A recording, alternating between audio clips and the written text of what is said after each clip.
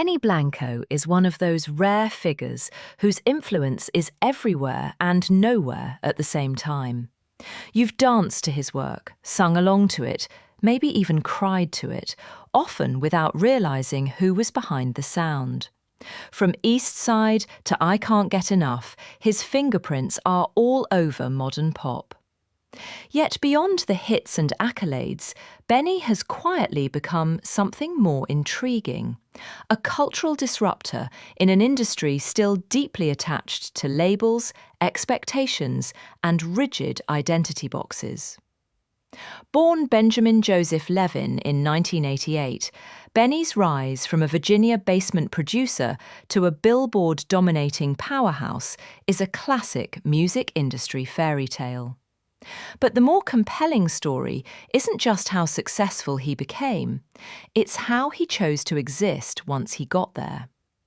In a business that rewards conformity, Benny operates with deliberate ambiguity. His public persona, creative choices, and collaborations have fueled endless online speculation about his sexuality, not because of any explicitly declaration, but because he refuses to perform masculinity or straightness in the traditional, reassuring ways pop culture expects. The rumours, of course, move fast. Internet discourse has labelled him everything from gay to fluid to something in between, particularly after his highly visible collaborations with Lil Dicky, including the viral Earth video. The playful ambiguity, the exaggerated bromance, the refusal to clarify, it all sent social media into theory mode. But what's more interesting than the question itself is Benny's response to it. He doesn't answer. He doesn't deny. He doesn't correct. He lets the conversation exist on its own terms. That silence isn't accidental. It's strategic and arguably radical. In an era where celebrities often rush to define themselves via interviews or magazine covers, Benny opts out. Instead, he communicates through music. His songs consistently centre vulnerability, emotional openness, and love without rigid boundaries. Tracks like Lonely with Justin Bieber strip away macho posturing in favour of raw isolation, while collaborations like Bad Decisions with BTS and Snoop Dogg celebrate messiness and self-acceptance without judgment. Benny's production doesn't preach, but it signals. His work with artists such as Halsey, Brendan Urie, Juice WRLD and others subtly reinforces a worldview where identity is expansive and feelings are valid. These aren't overt political statements, they're emotional ones. And for listeners, especially those who feel marginalised, that matters. Representation doesn't always arrive with a megaphone. Sometimes it shows up as a song that makes you feel less alone. The speculation around Benny intensified not because he acts queer, but because he's visibly comfortable. Comfortable with himself, with others, with emotional intimacy. Ironically, that comfort alone is enough to unsettle audiences conditioned to read confidence and softness as coded signals. Benny never corrects that assumption, and in doing so, he exposes how narrow those assumptions are in the first place. Importantly, his allyship extends beyond aesthetics. Benny has quietly supported LGBTQ+ organisations like the Trevor Project, amplified diverse voices, and collaborated with artists who live openly outside traditional norms. He doesn't brand himself as an activist, but his choices consistently align with inclusion. In an industry that often sidelines queer narratives, his platform becomes a bridge rather than a spotlight.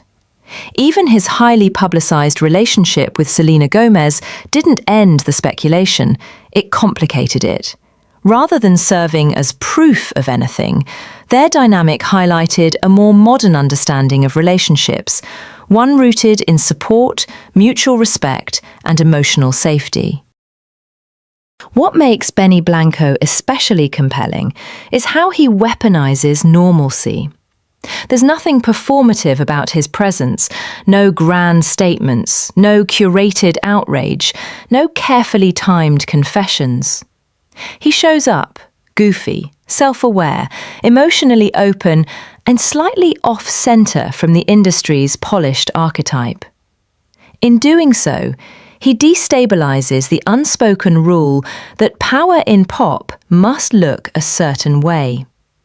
His refusal to posture as hyper-masculine or emotionally detached quietly redefines what influence can look like, especially for young listeners navigating identity in a hyper-judgmental digital age. This approach also reframes fame itself. Benny doesn't use mystery to cultivate superiority. He uses it to invite conversation. By leaving space for interpretation, he turns fans into participants rather than spectators. Discussions about his identity become gateways to larger conversations about why labels matter so much in the first place and who benefits from enforcing them. Fluidity, after all, isn't erased by a single relationship, and Benny never presents it as such.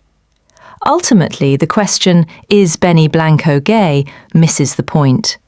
The real impact lies in what happens when a powerful figure refuses to define himself for public comfort. Benny's influence isn't about confirming an identity, it's about dissolving the need for confirmation. By existing authentically, without explanation, he challenges the industry's obsession with labels and gives fans permission to do the same. Benny Blanco's legacy won't be measured solely in Grammys or chart toppers.